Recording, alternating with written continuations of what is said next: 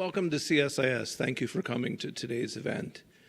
We're in a new environment for data protection in terms of technology, foreign threats, and public opinion. I'd point to the OECD's Declaration on Government Access to Personal Data held by private sector entities. It's quite a mouthful. As an example of both new views and new opportunities for agreement. Here in the U.S., the focal point for debate is over the reauthorization of FISA and Section 702. FISA has been amended several times in the past to bring it up to date with technology and legal issues in the security landscape, and to balance privacy and the civil liberties with the needs of national security. Renewing FISA is a national imperative, and renewal will require, as in the past, amendments to fit the law to this new environment. We have a great panel to discuss this today. It will open with a conversation with Sharon Bradford Franklin, Chair of the Privacy and Civil Liberties Oversight Board, and my colleague Caitlin Chin Rothman, who is CSIS's leading privacy expert. Thanks. I look forward to the discussion. Over to you, Caitlin. Great. Thank you so much, Jim, for that introduction. We are just so thrilled to have Sharon with us here today at CSIS. As many of us may know, Sharon Bradford Franklin has served as the chair of the Privacy and Civil Liberties Oversight Board since February 2022, where she previously served as executive director from 2013 to 2017. Prior to her appointment, Sharon served in civil society, most recently as co-director of the Security and Surveillance Project at the Center for Democracy and Technology, and previously as policy director for New America's Open Technology Institute, where she led work on a broad range of issues, including surveillance, encryption, cybersecurity, and platform accountability. As a reminder, we will take audience questions at the end of the discussion.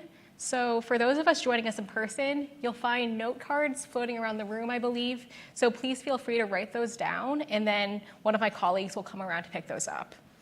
So Sharon, this conversation is taking place 20 years after the 9/11 Commission first recommended creating an oversight board for privacy and civil liberties. And it's been a really dynamic time of both technological and political change since then. Could you tell us what is the role and mission of the agency in reviewing federal counterterrorism activities, including Section 702? Sure, thank you. So I just want to start out, as required, by noting that I'm here today in my individual official capacity. So the views that I express will be my own and not necessarily those of the board or any of the other board members. So as you noted, Privacy and Civil Liberties Oversight Board was created based on a recommendation of the 9/11 Commission. Our mission is to review federal counterterrorism programs to ensure that they have adequate safeguards for privacy and civil liberties. Although our jurisdiction is grounded, of course, in counterterrorism, we also have jurisdiction whenever a program or activity has multiple purposes to include counterterrorism. And of course, Section 702 is a perfect example. And when we both conduct oversight, we also offer advice to federal agencies that are developing counterterrorism programs. And our role is not limited to reviewing compliance with existing laws and rules, but also we serve a policy function in examining are there appropriate safeguards for privacy and civil liberties. So last September, your agency published a report, which is probably one of the most comprehensive analyses of the Section 702 program that we have publicly available today. In addition to reviewing the significant legal and programmatic changes to the program in recent years, the report also recommends that Congress make a number of new modifications to the program. I want to talk about those specific policy proposals, but first, perhaps we could start with the overarching recommendation to reauthorize Section 702, which is currently set to expire on April 19th. Your report notably does not call for the statute to lapse, but it also doesn't call for a clean reauthorization either. And this is something that all 5 board members agree upon. So why is it so important for Congress to reauthorize Section 702 with tailored safeguards for privacy and civil liberties? Sure. I appreciate that you included both those elements there. And I do agree that Congress should not allow Section 702 to lapse. and that Congress should enact significant and meaningful reforms to Section 702 because, on the one hand, Section 702 is highly valuable as a national security program in protecting Americans, and it poses significant risks to our privacy and civil liberties. And before we get a little bit into the reforms, if I could just, for those in the audience who are less familiar with Section 702, start by a little bit of an overview. So Section 702 is that part of FISA that authorizes the government to collect the communications of non-Americans located outside the United States, both content and metadata, and collect it for foreign intelligence purposes. The targets as people outside the United States, but they are also people who are supposed to be reasonably likely to possess or communicate foreign intelligence information. So they're not necessarily suspected bad actors or even suspected threats. They may themselves be unwitting that they know or communicate foreign intelligence information. Americans or people inside the United States, although they cannot be targets, can have their information collected through what the government calls incidental collection. And that's when the American is on the other end of a communication with a foreign target. And the other key aspect that's important to recognize about Section 702 is it is what we call programmatic surveillance. So the program is reviewed and approved annually by the Foreign Intelligence Surveillance Court, but on a programmatic basis. The court reviews what are called the certifications or the purposes for the collection, and it has now become public that there are 3 of those: foreign actors, foreign governments, counterterrorism, and weapons of mass destruction. And the court also reviews 3 sets of procedures: the targeting procedures, the minimization procedures, and the querying procedures. And I'm sure we'll talk a bit more about querying. And as a result, though, the court does not conduct any individualized judicial review of targeting decisions. Those are all done by government agents, and the court is only reviewing the targeting procedures. Yes.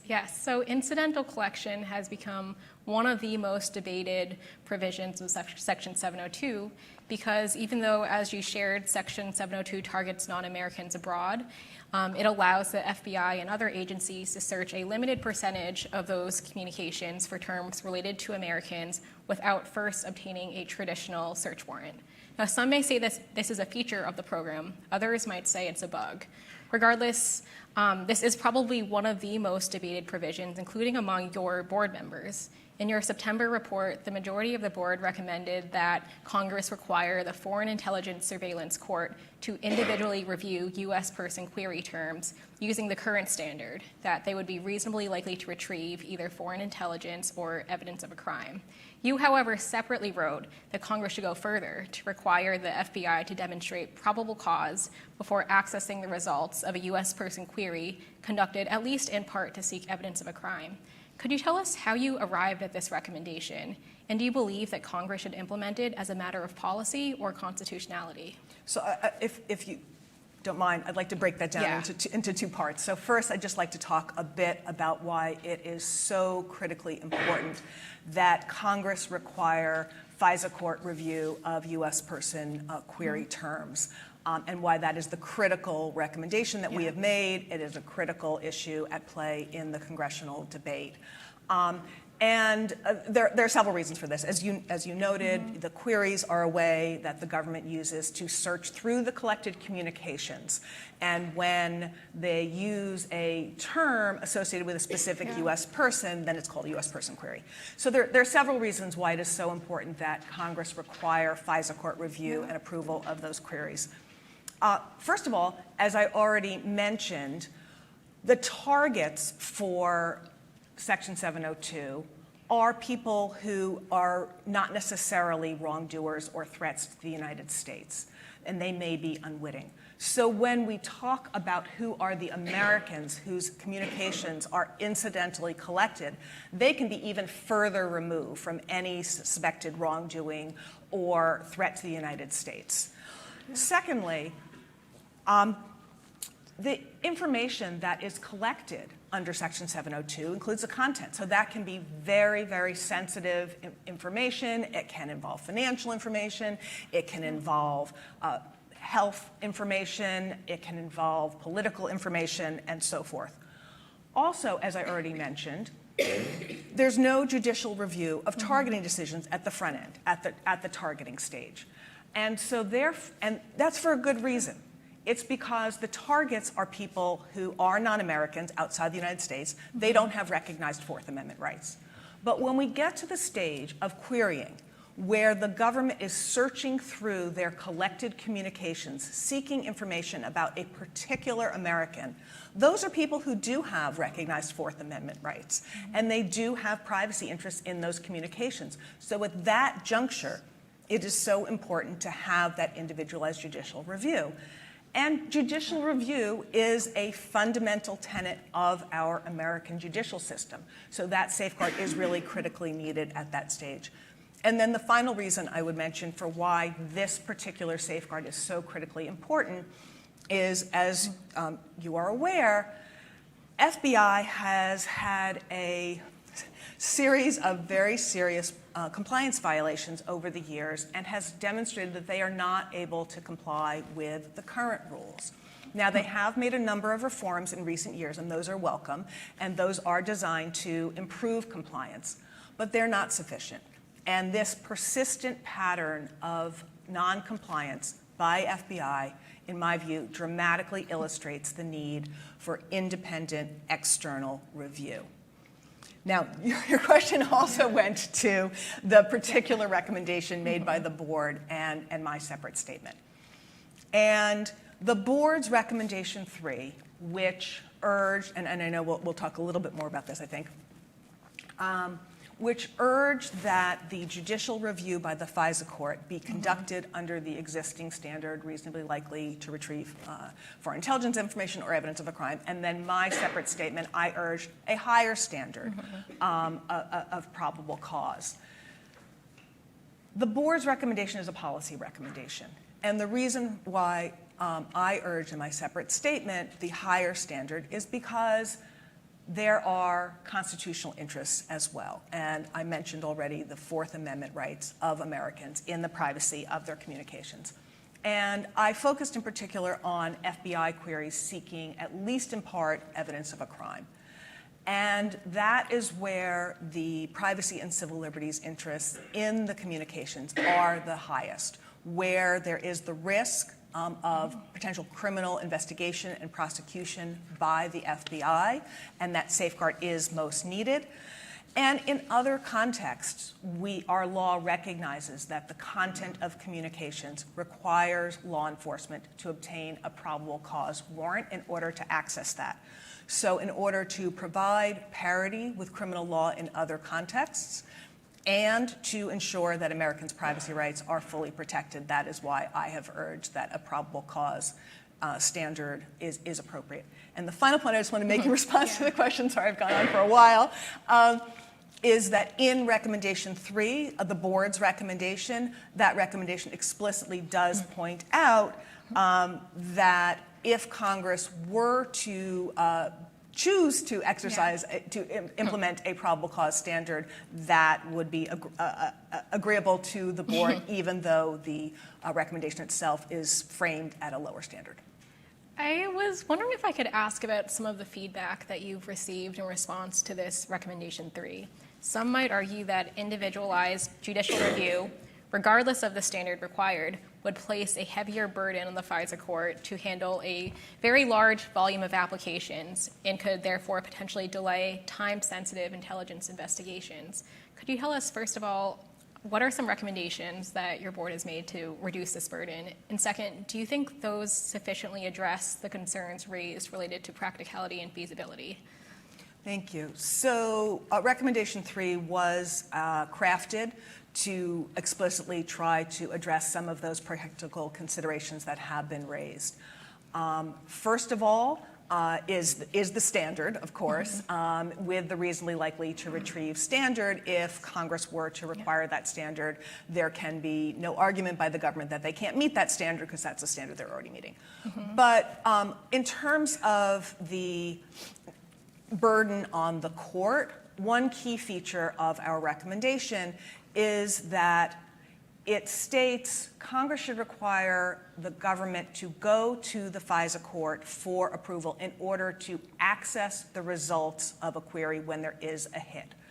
And we know from the most recent transparency report, the most recent publicly available figures, that out of about 200,000 plus U.S. person queries that the FBI conducted that year, that only 1.58% of those resulted in a hit where the FBI sought to access the content. So that's only, so 1.58% obviously is substantially narrowing the number of instances in which they would need to go to the FISA court. And that is important also, not only for the practicality, but also one of the arguments that the government made to us about the value of U.S. person queries is that they can help to rule out leads. And so with this structure, they would be able to rule out those leads, to run a query, see that there were no results without ever having to go to the FISA court. And then I also note in this regard that the bill that was most recently introduced last week by Senator Durbin and a bipartisan group of other senators, it does follow that structure of only requiring FISA court review once there is a hit. Additional things that we built into the recommendation to try and address these practical concerns are urging that Congress should include exceptions, both for exigent circumstances and for consent. And exigent circumstances is a standard feature in other parts of FISA, in other parts of our criminal law, the recognition that in an emergency, the normal rules don't apply. With the consent exception, that was designed in large part because the strongest examples that the government provided to us of the value of U.S. person queries have been in what they've called victim queries or defensive queries, where they are trying to warn somebody who may be the victim of, say, a cyber attack. And in a number of instances that they shared with us, they were actually able to approach those individuals and ask them for their selectors, for their email addresses, et cetera, to be able to effectively run queries and see what was going on there. So a consent exception wouldn't solve for all those cases, but it would also reduce the number of cases where that was required. And I also will mention in this regard that a number of the bills do, in addition to providing a consent exception, provide for a specific cybersecurity exception, which would further address those cases where they're trying to warn potential victims of a cyber attack. And so all of these safeguards, these would be for Americans, right? And much of the conversation on Capitol Hill has focused on increasing privacy protections for U.S. individuals. However, let's talk about non-U.S. persons who are, after all, the targets of the program. In 2022, almost 250,000 non-U.S. persons abroad were targets of Section 702, which was almost 3 times as many as the 89,000 who were targets in 2013. So how would you recommend addressing the scope of data collection from non-U.S. persons abroad? And is it possible for Congress to ensure oversight of those decisions after they occur? Sure. So in the board's report, you mentioned, I'll just back up a second, in our report we made 19 recommendations for reform. 7 of those are for Congress. And of those, in addition to our recommendation 3 that we've been talking about, we also made some recommendations that would take place at the targeting stage. And as you noted, because targets can only be non-U.S. persons, would address their safeguards for them. First, I want to mention one that actually now has made it into the same bill I just referenced, which is the bill just introduced last week, a bipartisan bill led by Senator Durbin. And that would be to provide some oversight of the targeting decisions. And it would be to require that when the government seeks recertification on an annual basis for the Section 702 program, that they must submit a random sample of targeting decisions so that the FISA court can review those targeting decisions and make sure, are the targeting procedures really being applied in the way that the FISA court envisioned? If there are problems, to assess that there need to be further limits or safeguards in those targeting procedures, and would facilitate that kind of oversight at the targeting stage, and would ensure that the FISA court would conduct such a review and have jurisdiction to do so. The other key recommendation we've made at the targeting stage, I'm going to try to, it requires a little bit more background. I think maybe Ken Carey's going to talk about these notions in the panel. But I'll try to be shorthand for it a little bit. It has to do with bringing in a provision from Executive Order 14086, which is an executive order President Biden issued a year and a half ago to implement the new U.S.-EU data privacy framework. And I don't want to get into too much background on that agreement, but in the executive order, the U.S. made a number of commitments to try and improve safeguards, particularly for EU citizens whose data may be transferred to the United States. And one part of it stated that United States surveillance, United States signals intelligence, is limited to 12 legitimate objectives. And it's spelled out in there what those 12 legitimate objectives are. And that applies to all United States surveillance, including Section 702. And it is binding on the executive branch as an executive order. However, because it's an executive order, it's not something that the FISA court currently has jurisdiction to enforce. So our recommendation is that Congress should codify those 12 legitimate objectives as a limit on Section 702. Right now, they are in compliance. But if in the future, the government were to seek to expand the purposes for which it conducts Section 702 surveillance in a way that still was within the definition of the statutory definition of foreign intelligence, but was outside the scope of those 12 objectives, the FISA court would then have jurisdiction to say, no, you can't do that under Section 702. So it would keep that surveillance more narrow for narrower purposes and limit the number, therefore, of non-U.S. persons who can be targets. And we will take audience questions in just a minute. So if you are interested in asking a question, now is the time to write yours down on a note card. But first, I want to go back to the FISA court. Are there ways to strengthen its accountability function? And just as some background, the FISA court doesn't operate as a traditional court. It primarily hears arguments from the government and not from affected individuals. In 2015, Congress established a formal role for an amicus, which are non-government experts who provide external perspectives during proceedings that would require novel or significant interpretations of Section 702. But amici typically have limited access to the facts of the case and often are not included in proceedings at all. So Sharon, what role do you believe the amicus should play in proceedings, and when or in what scenarios could the court benefit from having them? Sure. So one of our other recommendations for Congress in our report is that Congress should expand and strengthen the role of the FISA court amici, one of whom is in the room here today. And this has been really a valuable role since Congress did create it. But the role really does need to be strengthened in order to fully serve its intended purposes, in my view, and in the view of our recommendation, and in three critical ways.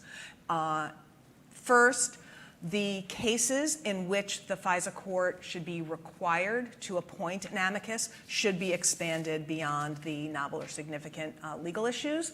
It should include, first and foremost, the annual Section 702 recertification, which doesn't always involve a novel legal issue, but might involve novel applications of technology or other just significant questions. And also, and legislation has been introduced to cover a variety of other important questions, such as sensitive investigative matters and cases involving First Amendment issues and so forth. Second, the amici don't have there's no requirement that the amici be given the same access to information as the government attorneys have in the matters where the amici are appointed. And so Congress should require that they do have that same access to the information available to the government attorneys in those matters. And relatedly, Congress should require that the FISA court and allow the amici, when they are appointed, to confer with each other, to confer with another member of the panel. All the members of the panel are people who have to have top-level security clearances, and so they should be able to talk to each other just like lawyers do in so many other matters. And finally, Congress should require that amici be able to petition for appeal. Now, there are constitutional issues involved with why they can't get an appeal as a right. They're not a party. They represent interests in privacy and civil liberties. But there are ways that Congress can require that in a way that comports with Article 3, basically if it was discretionary. So if it were the equivalent of, actually a cert petition if it's from the FISA Court of Review to the Supreme Court, and then comparably from the FISA Court itself to the FISA Court of Review to file a petition seeking review that would be discretionary for the court to grant or not. Thank you. Thank you so much, Julia. Okay.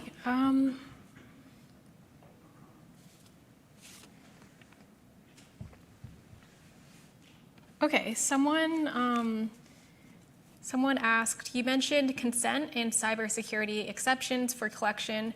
How can 702 reforms best ensure that these exceptions are not misused by the intelligence community? That's a great question. So the statute already requires that all of the agencies adopt querying procedures which must be reviewed and approved by the FISA court as part of the annual certification. And those querying procedures will have requirements for documentation and for review so that the standards are stated and the steps that they have to take. So it would be important to have those kinds of safeguards encapsulated in the querying procedures to make sure that they are not misused.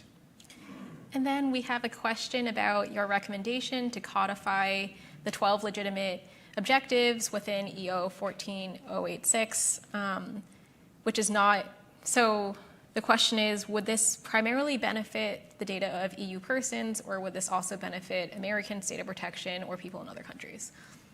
It would benefit both. So because, first of all, it would ensure that the FISA, as I mentioned, the FISA court has jurisdiction to enforce those 12 legitimate objectives. Right now, I agree with the government that they are operating within those 12 legitimate objectives, but in the future, it would ensure that those had to stay within those confines. And by narrowing the scope of who can be a target, it also narrows the scope of incidental collection because there are fewer people that Americans could be in communication with as targets, and therefore the incidental collection of Americans' communication would also be protected. And then I just have one more question from me. So we have a general estimate of the number of U.S. person queries that are conducted every year, but we still don't have a good estimate of the number of Americans who are affected. Does this matter? Should the intelligence community attempt to estimate this number, or would it make a difference in your recommendations? Yes, it matters. Yes, they should be required. That is another one of our recommendations. And I'll just step back a moment. So I don't know if we mentioned, but the board initially examined Section 702 back in 2014, put out what was then the comprehensive report outlining how Section 702 operates. And at that time, in the board's recommendation 9, the board urged that the intelligence community adopt 5 measures to help paint a picture of the scope of incidental collection. The government has argued for a long time that it's hard to do this, and I don't disagree that it's not easy to count because, if you're looking at a communication, every single recipient, they don't necessarily know even when they're reviewing the information that comes in, who everybody on the CC line is.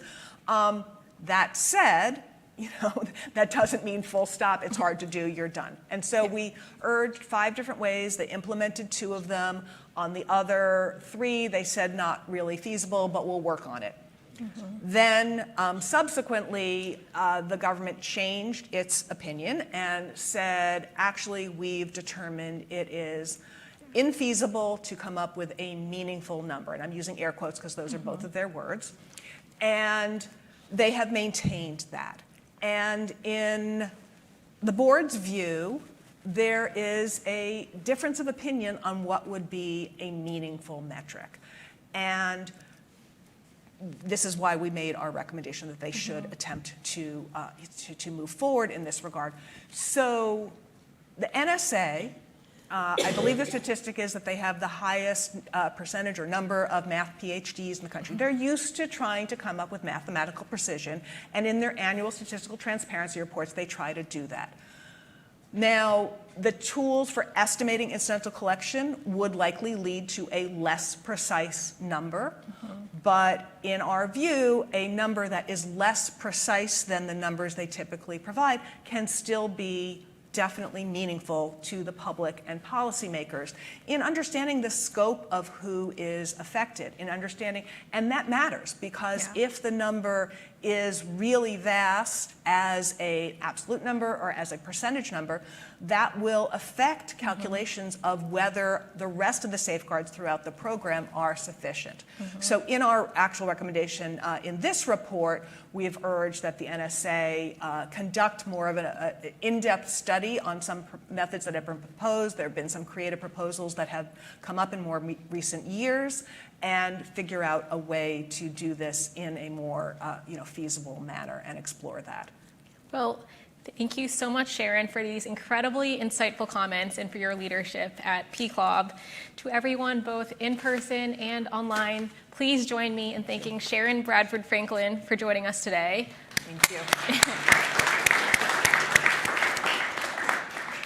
And don't go away. We have an expert civil society panel coming right up after a quick set change. So please stay tuned, and we will be back in just a minute or 2.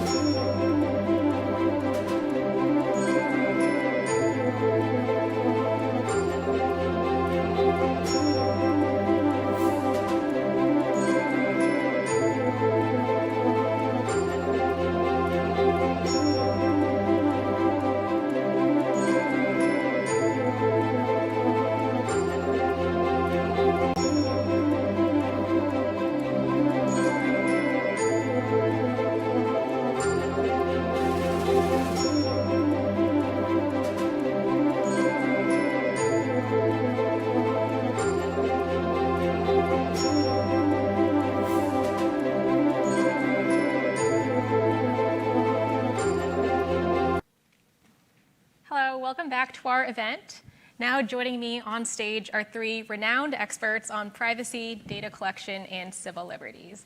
I know that we have a lot to cover, so I'll keep introductions brief. To my left, we're joined by Elizabeth Goitein, Senior Director for the Liberty and National Security Program at the Brennan Center for Justice at NYU Law. Next, we're joined by Cameron Carey, the Ann R. and Andrew H. Tisch Distinguished Visiting Fellow at the Brookings Institution and a visiting scholar at the MIT Media Lab. And then to my far left, we have Kia Hamadonchi, a Senior Federal Policy Counsel at the ACLU. And once again, we will get to audience questions, so please continue writing yours down on the note cards provided, and then my colleagues will be coming around to pick them up. So we just heard a perspective from PCLOB, but perhaps we could start the panel discussion by providing some context on what's going on in Congress. In recent years, we've seen this political shift where some Republicans have joined civil liberties advocates in supporting reforms to Section 702, especially regarding FBI compliance. So Kia, could you explain just the key factors that are shaping the current political dynamic on the Hill? The FBI has made several policy changes to prevent future misuse of Section 702, but have those been enough to address the concerns that we've been seeing coming from both sides of the aisle? Yeah, so the answer is no, they haven't been enough. I think what we've seen is there's a long history of the FBI and the intelligence agencies. There's abuse, there's a pattern, there's abuse, then they try to fix it. Yeah. They say, don't worry, trust us, and then there's more abuse right after that. And what we've seen is in terms of the more recent changes that they've made, there's still something about 4,000 incidents of noncompliance every year post-reform. We've still seen problematic searches like that of a U.S. senator, a state senator, and a state court judge who contacted the FBI to discuss civil rights violations. And I think we've seen the problems haven't been fixed. But I think it's also the fact that the problems with 702 aren't just about the sheer incident and number of searches. I mean, one of the things Sharon pointed out is we think there's constitutional Fourth Amendment problems with these searches. Yeah. And that's definitely something that can only be addressed by requiring a warrant to search a U.S. person's communications. And I think the other key thing about these reforms is they are these changes by the FBI. They are the backbone of both the House Intelligence and Senate Intelligence bills. And there's a very bipartisan coalition on Capitol Hill for that's not good enough. You have the chairman of the Senate Judiciary Committee just put out a bill that has far-reaching reforms that go far beyond what the FBI has done. You've got the chairman and the ranking member at the House Judiciary Committee who also put out a similar bill that also goes far beyond what the FBI has proposed. And I think that on the Hill, there is a clear bipartisan coalition who agrees that these reforms just don't go as far as they need to. So I want to address that question of constitutionality. Some advocates for reform have raised questions over the constitutionality of accessing communications related to Americans without first obtaining a warrant. However, supporters of a clean reauthorization often point out that the FBI is only searching data that has been lawfully collected in the first place, since the Fourth Amendment generally does not apply to foreign nationals outside the United States, and that furthermore, no court has ever previously ruled Section 702 to be unconstitutional. So turning to Liza, should these legal questions factor into Congress's consideration of reform legislation, and if so, how? It's a good question. The particular Fourth Amendment issue raised by Section 702 is whether the government should be required to get a warrant in order to search Section 702 acquired data for Americans' communications, given that the government acquired these communications without a warrant by certifying that it was targeting only foreigners abroad. And this is a novel question. Until quite recently, the FISA court was the only court that had been able to weigh in on that question. And that's because for several years, the government was violating its statutory obligation to notify criminal defendants when using evidence derived from Section 702 surveillance. The FISA court is fine with these searches, these U.S. person queries or backdoor searches, as they're often called. But that's not surprising. The FISA court is notoriously deferential to the government. It upheld the NSA's bulk collection of Americans' phone records, which, after that program was revealed by Edward Snowden, regular federal courts were then able to review that program, and all 3 of the federal courts to look at the program found that it was unlawful. So the FISA court tends to be a bit of an outlier in its analysis. Among the small handful of federal courts that have now been able to weigh in on this question of backdoor searches, there's actually a split. 4 district court judges have accepted the government's argument that the Fourth Amendment poses no limits on searches of lawfully collected information. But 4 appellate judges, including a unanimous 3-judge panel of the Second Circuit Court of Appeals, have rejected that argument. And they've pointed to cases, recent cases, in which courts actually have required the government to get a warrant to search lawfully collected data in non-Section 702 contexts. So the Second Circuit held that backdoor searches are a separate Fourth Amendment event that have to undergo their own Fourth Amendment analysis, and it remanded to the district court to perform that analysis. Now that's still ongoing, so we don't know the result, but it is safe to say that the Second Circuit has cast significant doubt on the constitutionality of these searches, and the issue is very much far from settled. However, you asked an equally important question, which is, how should all of this factor into Congress's consideration of potential reform legislation? I mean, one point to make is that it could take years for the Supreme Court to decide this question, if it ever does. And Congress doesn't have to wait. It shouldn't wait for that to happen while Americans' privacy rights are hanging in the balance. But beyond that, I mean, even if the Supreme Court ruled tomorrow that backdoor searches are constitutional, constitutionality is a floor that legislation has to meet. It is not a ceiling, and Congress can always elect to provide protections beyond what the courts deem to be the constitutional minimum. And I think that's particularly important when we're talking about novel constitutional questions or novel presentations, because we know, and we've seen over and over, that the courts often get those wrong the first time. In 1928, the Supreme Court held that the government doesn't need a warrant to wiretap a phone because the government doesn't intrude on your physical property to install the wiretap. It took 40 years for the Supreme Court to correct that mistake. To me, if the Supreme Court were to hold, based on some interpretation of past case law, that backdoor searches don't require a warrant, that would be the equivalent to me of that 1928 decision. It might be consistent with past precedent, but it would completely overlook the values and the principles of the Fourth Amendment and how they should be applied in a modern era. Congress can enact legislation consistent with those values and principles, and I think it should. We will get back to this question of U.S. person queries, thank you. But first, let's talk about non-U.S. persons, especially given the other set of legal challenges that Section 702 has encountered in the European Union.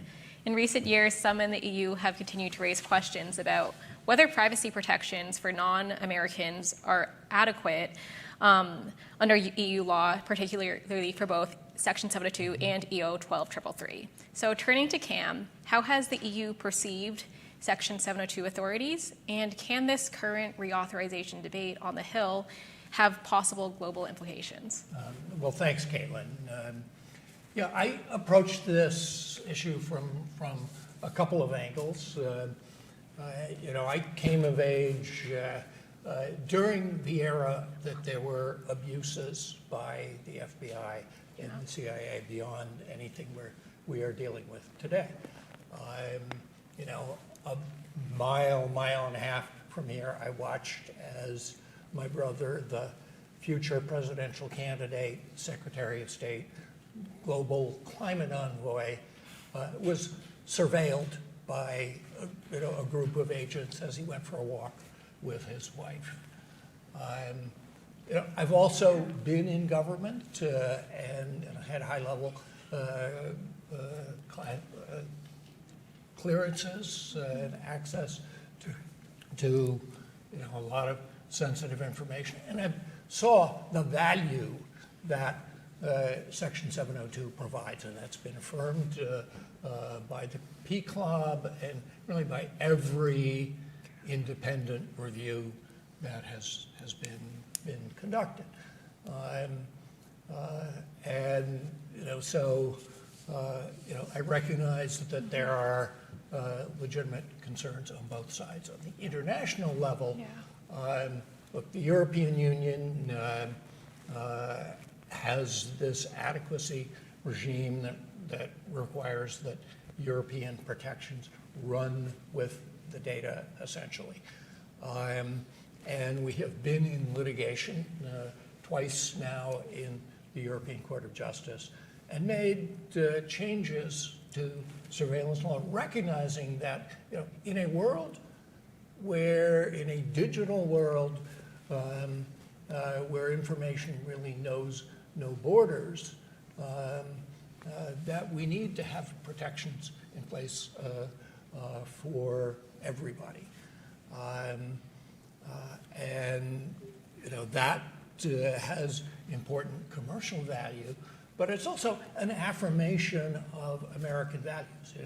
The Declaration of Independence talked about putting our views before a candid world with a decent respect for the opinion of humankind. And that is, I think, the approach that we need to take about how to our protection of rights going forward. Jim Lewis mentioned the OECD's work on recommendations for government access to data in private hands. That comes out of efforts both to recognize among democratic countries, advanced democracies, some common standards in the area, and an effort to deal with global data free flows with trust. So if we are to be trusted as a country, if our products and services in the digital arena are to be trusted, we need to establish our protections. So Executive Order 1486 that Sharon mentioned establishes some of the things that are being talked about here, to have a predicate for queries that ties the necessity to recognized concrete purposes of foreign intelligence collection.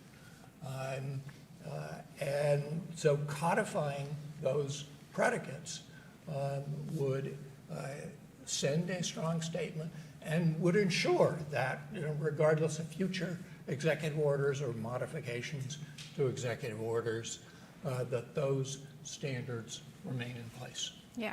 Yeah, it sounds like across the board there's general agreement that increasing privacy standards both for Americans and non-Americans is important as a legal matter for trade, but then also to affirm our democratic values. I wanted to touch upon that last point, Cam. You mentioned that you think that codifying the 12 legitimate objectives is a good place to start. But do you believe that that's sufficient to address some of the concerns that have been raised in the EU and elsewhere around the targeting of non-Americans abroad, or other steps that Congress should take to potentially narrow the scope of that initial targeting?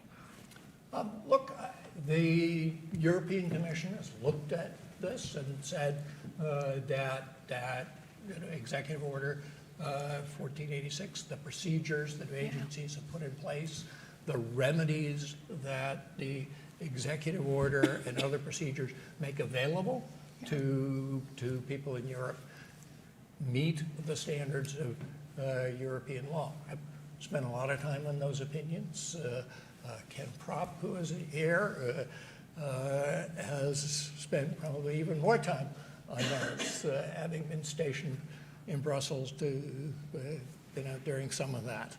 And I think, there's certainly not universal agreement in this, but if you look closely at the requirements of those of the Court of Justice, I think this meets it. I think having those requirements in positive law would make a big difference to Europeans who just don't get this sort of common law and administrative procedures and stuff. And, the Court of Justice Advocate General in the last round said, oh no, that just doesn't have the quality of law, because they just don't recognize it. So a clear statement would help a lot. Yeah. Bringing Kia and Liza into the conversation, I know that in addition to privacy groups in the EU, privacy groups in the U.S. have also raised concerns about the targeting criteria of non-U.S. persons for many reasons. First of all, it could affect the scope of U.S. persons whose communications could also be swept up. And then second, this question around broadness. So are there further actions that you believe are needed to narrow the targeting of non-U.S. persons under Section 702?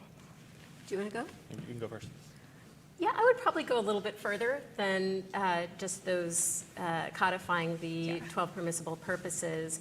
Some of the permissible purposes are written in fairly broad language that, to me, leaves a little bit of room for mischief. There's also a provision that states that the president can add to that list and can do so in secret if necessary for national security, which is problematic. I also am not convinced that purpose-based limitations necessarily result in a limitation on collection. And the way we know that is because the executive order still explicitly provides for bulk collection. And obviously, in bulk collection, some percentage, large percentage, most of the people whose information has been collected, the purposes apply to the bulk collection, but to those individuals, they don't meet that test, right? So it's a little problematic to me in that respect. There have been proposals that have been set forth that, to me, would go further in ways that I think are important, including changing the definition of foreign intelligence to get rid of a couple of the catch-all provisions that are wildly overbroad. So one of the catch-all provisions in the definition is that any information that merely relates to the conduct of foreign affairs qualifies as foreign intelligence. And, so by that definition, if I'm talking to a relative in Europe about whether the United States should do more to support Ukraine, that's foreign intelligence. So there are ways to narrow the definition of foreign intelligence meaningfully. And another option is to limit collection to foreign powers or agents of foreign powers, which is not limited to foreign governments at all. The definition of foreign power, an agent of a foreign power, are very broad in the statute. So it includes international terrorists and factions and companies that are acting under the direction of the government and several other entities. So I think those are other options that would be very helpful, not only in protecting the legitimate privacy rights of foreign persons, privacy rights that we have acknowledged in international treaties that we have signed, but also, and importantly, protecting the rights of Americans who are in contact with those targets. Yes, and speaking of Americans who are in contact with those targets, as we discussed, most of the debate in Congress has centered around this standard of review. That's me. Oh. I thought it was me for a second. I was like, wait a second, am I echoing somewhere? But yes, No, it wasn't me. as we were saying, a lot of the debate has centered around this question of what should the standard of review be for the government to access U.S. person data collected under Section 702. And we heard Chair Franklin's perspectives on a proposed middle ground compromise that balances both the perspectives of the intelligence community as well as the constitutionality of accessing Americans' data. But I also want to ask our panelists, how can Congress strike that balance between increasing privacy protections for Americans on one hand, while also making sure the U.S. government continues to have the tools it needs to mitigate national security threats on the other? Do you want to go first? Yeah, I can go first. I mean, I think that, we've seen Chairman Durbin and Senator Lee did that in their bill, which, they have exceptions built in for consent. They have exceptions built in for cybersecurity. They adopted the PCLOB's idea that to actually access the search, you don't have to go to a warrant until you have to access the search results. And I think we've seen that this is something that there was an attempt to do a very careful compromise proposal that really tried to get at the things the government has been saying as their concerns about a warrant requirement. I think that we are pretty consistent that the only way to meet the Fourth Amendment requirement is a probable cause standard, which Senators Durbin and Lee also had in their bill. But I think that sort of approach is really important, and it represents a good faith compromise effort from the Senate that has not really been matched by the other side. I think one of the things you've seen is there was as soon as that bill came out, you got an absolute no from the government in terms of any willingness to engage on that bill, which is, I think, concerning. And I think that one of the other things I think is important to flag is while there's a consent requirement in both the House Judiciary and Senate Judiciary bills, the House Intel bill has a consent requirement built in only for members of Congress. And so they believe consent works, but only for members of Congress and nobody else. Cam, increasingly we're seeing intelligence agencies cite this need to mitigate foreign cyber attacks on U.S. networks as a justification for U.S. person queries. And I think the idea is that sometimes agencies might be aware of the identity of U.S. victims of cyber incidents, but not the suspected foreign perpetrator. And so Section 702 could allow that rapid response. Do you think that, or what do we know about the use of Section 702 for cyber, and do you think that requiring probable cause could potentially prevent the government from detecting such attacks? Yeah, I frankly do think that a warrant for probable cause requirement that broadly for any U.S. person inquiry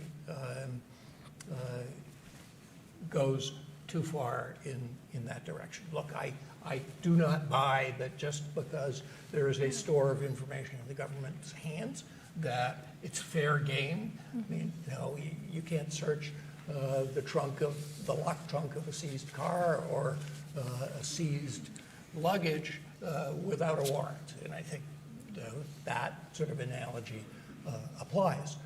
But I do think that there are lots of vectors of malicious information that need to be tracked for a variety of legitimate purposes. Cybersecurity being one significantly, and I had occasion to do unmasking, so-called, of U.S. person information in order to understand the vulnerability of a so-called identified unnamed U.S. person in intelligence reports, in order to understand adversary capabilities, to understand the kind of information they could be looking for.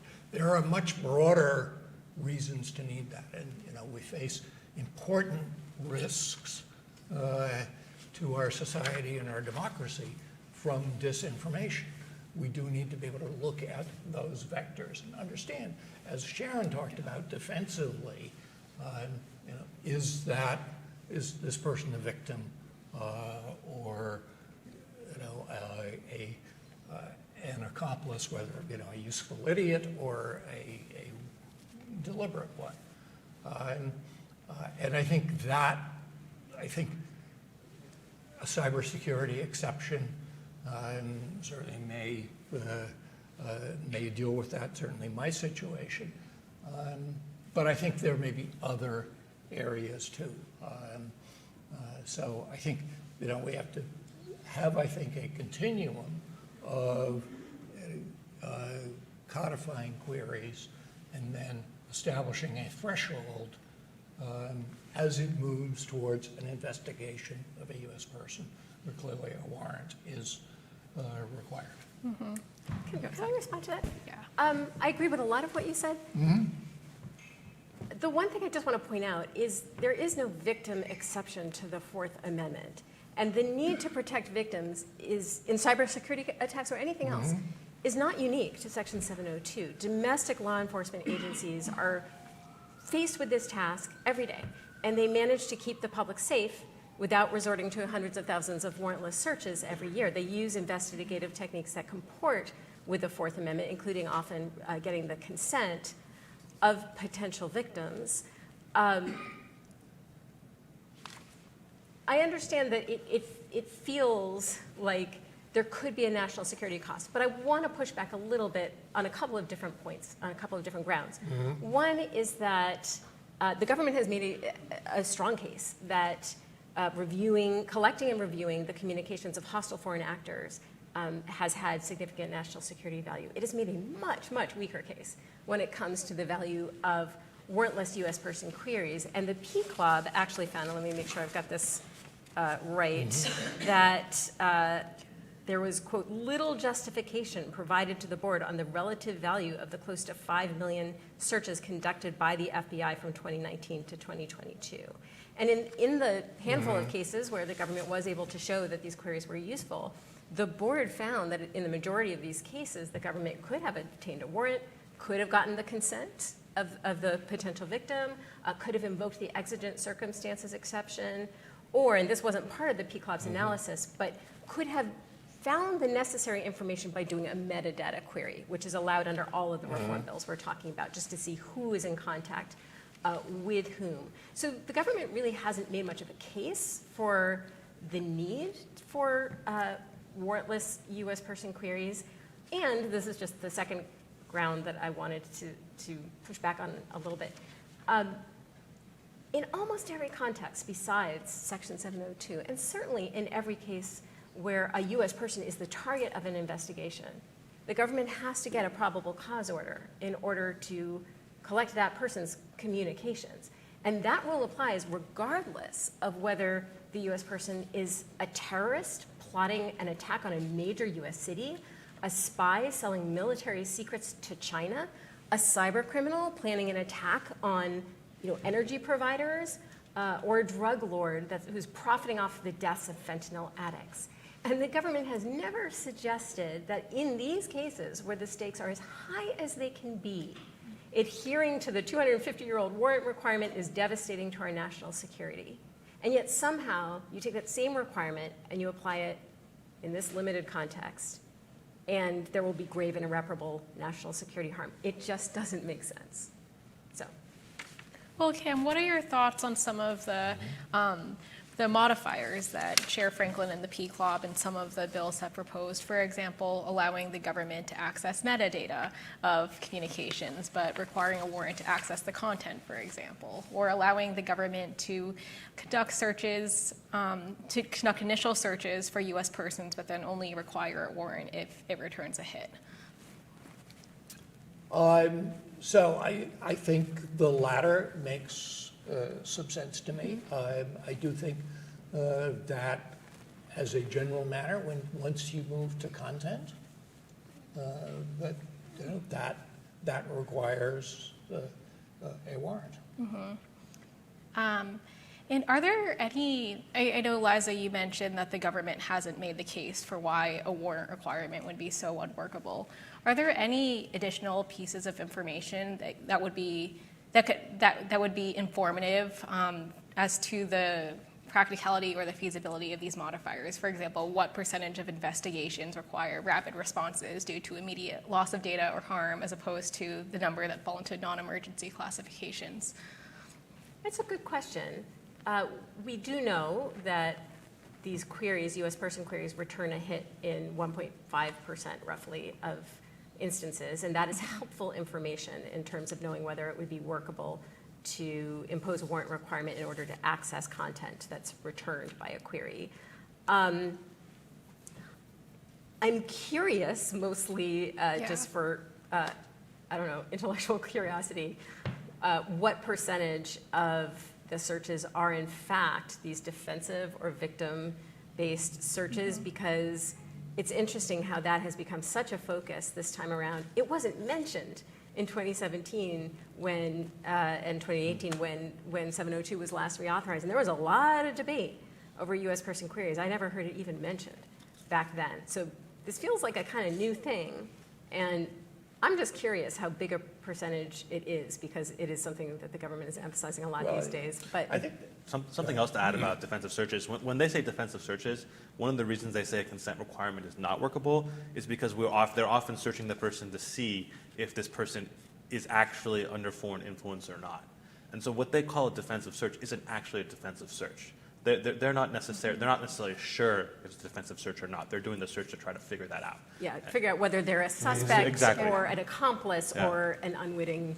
And so when they call that a defensive search, but really it's not at all a defensive search. Well, isn't that looking at the nature of the threat? And I think some of the change, Liza, I read as shifting priorities. I mean, counterterrorism hasn't gone away, but it is not the focus that it was 10, 15, 20 years ago. But the scope of cybersecurity threats has increased. AI enlarges that. And so has the scope of disinformation threats. And I think our own understanding of the impact of that. So where I do disagree with what you said about that we deal with warrants in lots of crimes where there are victims, is in these contexts and in the intelligence context, we're looking at preventing, and rather than trying to investigate after the fact. Yeah, I think a lot of law enforcement agencies and domestic intelligence agencies, such as the FBI and its domestic functions, would push back against the idea that they are only investigating crimes that have happened rather than trying to prevent crimes. Trying to prevent crimes has actually become a very important part of what the FBI does and other law enforcement agencies. And I go back to the fact that there is no Fourth Amendment exception for protecting potential victims for very, very good reason. And that is because regardless of the government's motive in performing a search, the result is to expose a person's personal information to the scrutiny of a government official with all of the potential for abuse that entails. And historically, the line between suspect and victim has been extremely murky. A lot of the searches the FBI did, for example, on civil rights activists and anti-war activists back in the Cold War were done for the purported purpose of finding out whether they were under foreign influence by foreign communist groups.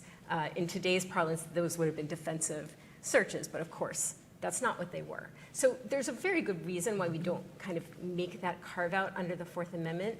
And in terms of the types of crimes, you can't imagine more perilous conditions than the conditions that existed in this country when the framers ratified the Fourth Amendment, right? It was not remotely guaranteed that this country was going to last longer than 5 years. I mean, there were so many threats, obstacles to our very young democracy. And there was no carve-out in the Fourth Amendment for crimes that implicate national security or crimes that might have multiple victims. I think we have to, when we talk about the balance, striking the balance, the framers struck that balance. It has served us well for 250 years. That may be the wrong number. I can't count. 2026. Okay, good. Anyway, I think, we should stick with it. So I do want to save time for audience questions, and thank you to those who have already submitted your questions. And to those who would like to submit questions, now is the time to write yours down for our panelists. But I just have one more question for each of you. So as we know, FISA plays a major role in intelligence activities, but it's only one out of several tools in the government toolbox. U.S. government agencies can sometimes access data through other means, including EO 12333 for non-Americans abroad, or even just buying data from commercial data brokers at home. So outside of Section 702, are there any other privacy safeguards that you would like to see Congress prioritize in 2024, and if so, what? Yeah, so obviously 12333 is a really big one. I mean, this has unfortunately not been in some of the more recent reform bills, but I think that the same logic that applies to Section 702 searches has to apply to 12333. I mean, I think the problem is we just know so much less about 12333, but it's the same exact principles apply, and there's no logical reason why you would address one and not the other. The second would be data sales, government purchasing data that they would otherwise need a warrant to obtain. This is a growing practice across all of the government. There's an OD&I report that came out, I think, last year or earlier last year that would basically said that there is no government-wide position on this. They don't actually know how much data they're buying. The government as a whole doesn't actually know how much data they're buying, for what purposes, and what they're using it for. We do have lots of examples that we of like DHS, ICE, the IRS, and all other sorts of government agencies that are using this for various purposes. And the third reform I would just want to plug was this important to the ACLU is judicial oversight. So one of the reasons that there isn't a lot of precedent out there on the Fourth Amendment is every time you try to litigate one of these cases, it's thrown out when it comes for reasons of standing and state secrets. The ACLU has, in multiple instances, attempted to litigate in this space, and in pretty much every one of those instances, we've never actually been able to get to the underlying Fourth Amendment question because of standing and state secrets. That's a reform we would very much like to see made. And the last piece of that is notice. You were required to give notice if you use Section 702 in a criminal case against somebody. The government has not given notice to anybody for, I think, since 2018 in any criminal case, and we think we know because of the PCLOB report, it's because they're engaging in something called parallel construction. So essentially, they are getting the information through Section 702, and then they're recreating it through other means and using that to evade the notice requirement. That is a reform we would also very much like to see made. So on 12333, I think it's important to keep in mind that Executive Order 1486 also applies to 12333, to that surveillance. So the predicates, the limits on bulk surveillance extend to that surveillance. And I think that's been, to my mind, an important calling card with the Europeans to say that this goes beyond anything that conceivably Congress could enact without violating the separation of powers. As far as additional privacy remedies, comprehensive privacy protection that would set a baseline that would deal with data brokers so that China, even if TikTok is banned, cannot purchase data from data brokers, cannot operate false front apps that collect data, and that this would encompass anybody else as well, including the data that is available to the United States government to purchase. I mean, the fact that it can go out into the marketplace and get location data that requires a warrant under Carpenter v. United States, build up databases to evade that requirement. So it's disturbing. Can I briefly just explain what EO 12333 is? In case, does anybody want a little bit of? That'd be great. I think that'd be great. Because we keep throwing it out there, and I know my mother's watching this at home, and she does not know what EO 12333 is. So, Mom, EO 12333. So, FISA generally, for the most part, applies when the government is collecting information inside the United States or from U.S.-based companies. When the government operates overseas, it is normally relying on claims of inherent constitutional authority, as regulated by Executive Order 12333. EO 12333 is. There are vanishingly few legislative limits on EO 12333 collection and no judicial oversight whatsoever. This sort of geographic divide in FISA might have made some sense in 1978 when FISA was passed at a time when domestic surveillance usually meant surveillance of Americans and overseas surveillance usually meant surveillance of foreigners. But of course, that is not how communications technology works today. Digital data travels all over the world, and communications can be routed and stored in places that have nothing to do with the points of origin or receipt. And Section 702 in 2008 bit off one half of this problem, and that was the fact that foreigners' communications were being handled by U.S. service providers, thereby forcing the government to get a probable cause order to access them. Section 702 fixed that. But Congress failed to fully address the flip side of this problem, which is that Americans' communications and other sensitive data are now rooted and stored overseas routinely in ways that can, in some cases, take them outside the protections of FISA and expose them to EO 12333 surveillance, which is much more permissive and lacks the privacy protections of even Section 702, which we have said are insufficient. In 2024, it makes absolutely no sense for our constitutional rights to depend on the accident of where our digital data happens to travel. There's no constitutional or separation of powers problem with Congress legislating protections for Americans who get caught up in EO 12333 surveillance. That is very much within Congress's purview. So even though it's under the president's current purview to conduct that surveillance, Congress can limit it. And it should, to protect Americans' privacy. And for our next event, we'll have to work on our immersive technologies function. So when we mention a law, the definition in the background appears as a hologram. Thank you to all who have submitted audience questions. I'm going to get through at least a couple of these, I hope. So the first one is, in a world of cloud computing, collaborative platforms, and file sharing, how should the one-side foreign rule be applied to multi-point communications, where one targeted foreign person has access to a document that potentially hundreds of other U.S. persons also have access to, or when a targeted non-U.S. person is in a Slack channel with 500 others? I mean, that is such a great question, and this is the problem with the way that the courts have applied this incidental over here doctrine to communications between foreigners and Americans. The notion that if the government, if its purpose is to eavesdrop on the foreigner and its purpose isn't to eavesdrop on the Americans, then the Americans' constitutional rights fall out of the picture.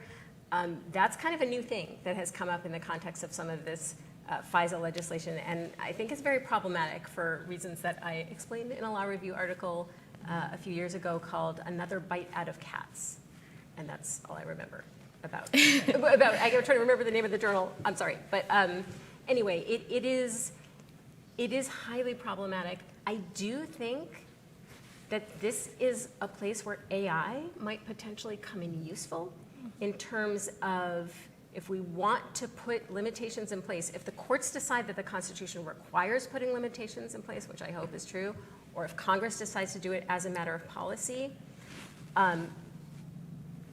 AI can be used in it to non-invasively try to identify when U.S. persons are parties to communications or have access to documents and such, in a way that then can be used to hopefully protect or place protections on those documents, those communications.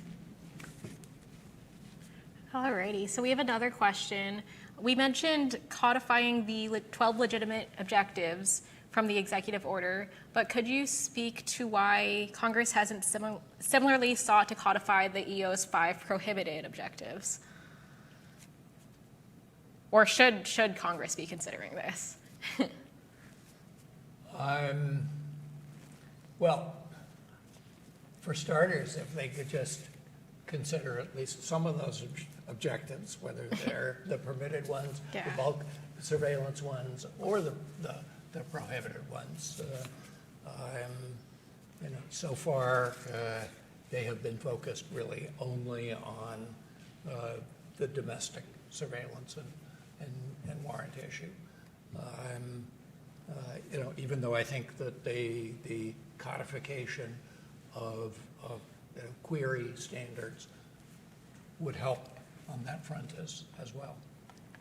I thought the Government Surveillance Reform Act did codify the prohibited ones, but if I'm wrong about that, I guess the only thing I would say is that the prohibitions, as I recall, are written in terms that I believe they say things like the government shall not conduct surveillance solely for the purpose of burdening dissent. Mm-hmm. The government will always be able to come up with some reason other than burdening dissent, right? They'll always be able to hypothesize some legitimate reason. So I have some misgivings about whether those prohibitions really do much in practice. So we have a question about the panel's point of view concerning access to ciphered communications. Under 702, could the government agencies access or request crypto keys to decipher the communications of foreigners in the future? I want Mark to answer that question. Yeah, I'm tossing it to you. So the government can require assistance from electronic communication service providers and from the other one, remote computing. They can. Oh, it's not actually only electronic service. I'm confusing my lots. Anyway, they can require assistance from the companies. The nature of what that assistance is and how intrusive it can be and what they can force companies to do has been the subject of litigation. A lot of that litigation is classified. But people who have more access to that information than I do have emphasized the importance of passing legislation that clarifies what assistance can be provided and what can't, and the level of intrusiveness and burden that it would involve on the companies. But I wish I could answer whether they can require companies to assist with decryption, but if I ever knew that, I'm not remembering. It's under the Communications Assistance to Law Enforcement Act. That is not clear. It is something that we at the Commerce Department went around with the Justice Department on 12 plus years ago, and that particular issue was never resolved. There were voices in the government that wanted that authority to require that, and voices saying, no, that puts an impossible burden. And as we saw in the Apple litigation, I think legitimate concerns about the impact of requiring the ability to decrypt and assistance on decryption in creating not just potential invasions of privacy, but cybersecurity vulnerabilities. So our next question is, does it make sense for the U.S. to limit Section 702 due to EU concerns when our global allies are also beneficiaries of U.S. intelligence and benefit from U.S. national security? Well, I think that point has certainly come up, and I think that can be a point of leverage with the EU. And I think one of the reasons that the European Commission was persuaded that, Section 702 is a legitimate program and has provided valid intelligence information, is that a significant number of the cases that the PCLOB and others looked at involved potential attacks in Europe and helped to save European lives. So I think that is recognized, certainly the European Commission and by European member states. There is, I think, a conversation going on of sorts between the various European institutions, the member states, the Union itself and the Commission, and the court. And some of that, I think, is TBD. The Court of Justice talks about limiting surveillance to what is necessary in a democratic state. It has not really looked critically at, what is necessary in a democratic state? And I think that's part of the conversation that is ongoing. So I think we have time for just one more question from our audience. This debate seems to be a real test for Speaker Mike Johnson, given the widely varying views on 702 within his caucus. How do the panelists see this dynamic at play? And I think this is a question that all of us have.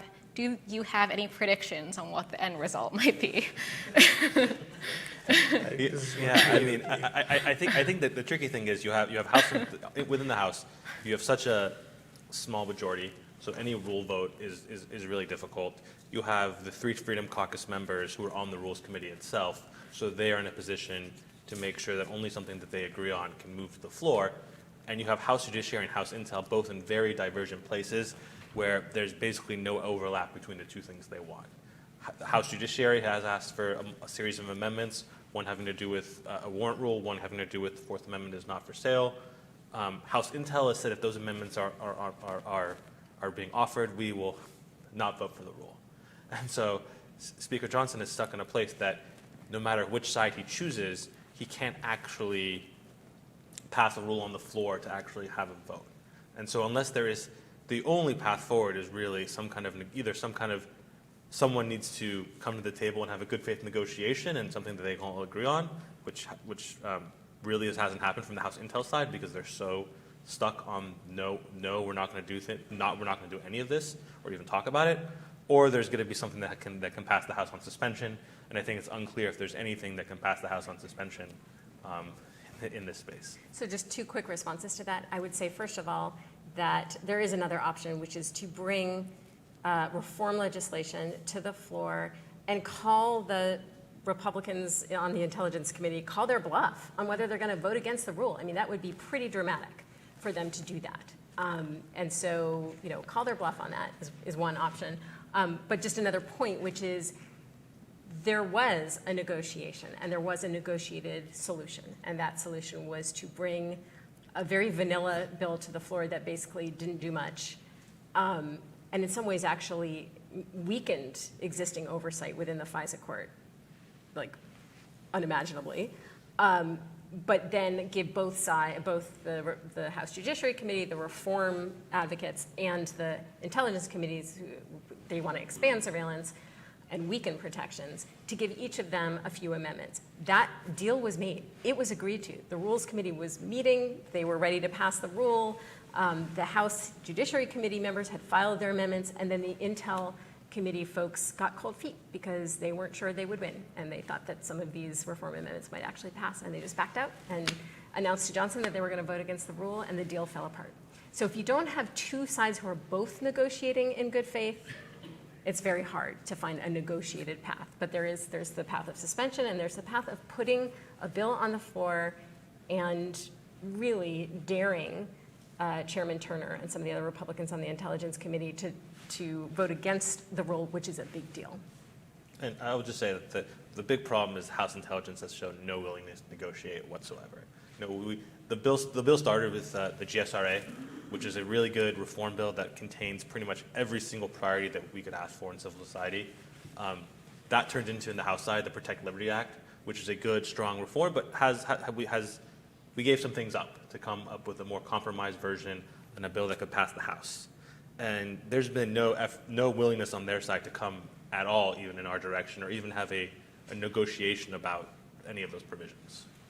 So thank you to all of our panelists and to our audience once again for joining us today for this timely conversation. I also want to thank my colleagues at the Strategic Technologies Program at CSIS, especially Julia Brock, for making this event possible. And I know that we'll all be watching very closely over the next few weeks to see how this all shakes out. I also want to add that this conversation is not over after April 19th either. As long as data collection continues to advance, it will always be important to continuously reassess these boundaries between privacy and surveillance. So please join me again in thanking our panelists for sharing so many valuable insights today. Thank you so much for coming.